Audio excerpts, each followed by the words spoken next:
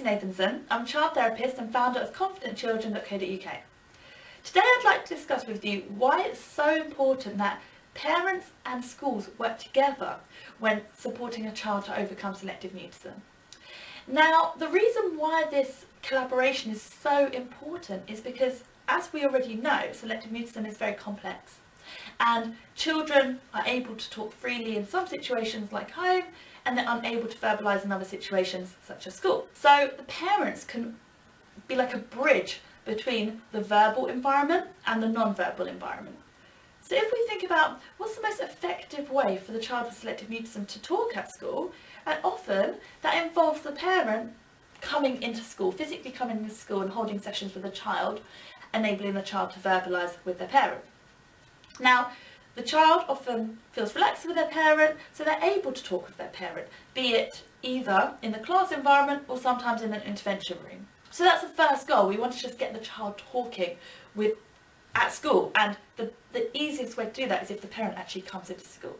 So often schools and parents think it's slightly unusual that the parent is coming into school, and because that's often not the case with children with other needs. However, we know that this is the most effective way to get the child talking. The child feels comfortable with their parent. So if we can get the parent into school, then we get the child talking to the parent in the school environment, and this will get the ball rolling.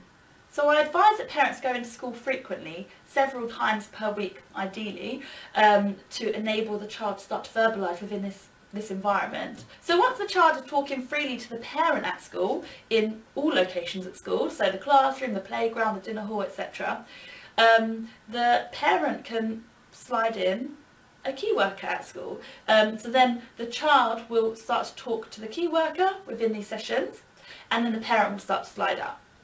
So as you can see, the parent is really imperative to the whole programme, at least at the start. And once they're able to verbalise in all locations, we can then start to hand over this role of the talking partner to a school-based key worker, and then the parent is no longer needed to come in. But at the start, it really does help the programme to move at a quicker pace.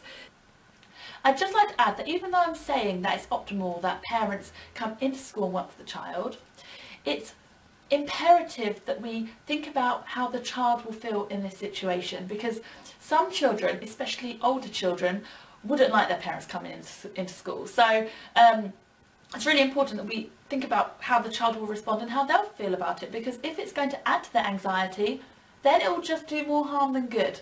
So it's important to ask the child, how would you feel if mummy came into school and played some games with you, for example?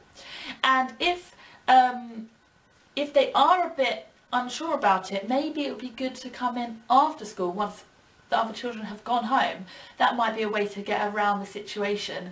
Or alternatively, perhaps the teacher can come to the home to do a home visit, and that can be like a bridge between home and school. So I just want to say that it's really important that we think about the child's perspective. That is the top of the list, and to decide whether they would feel comfortable with this. And if not, then we need to think of ways that we can work around this. Okay, I hope that was helpful. Please like the Confident Children Facebook page and subscribe to the YouTube channel. Thank you very much.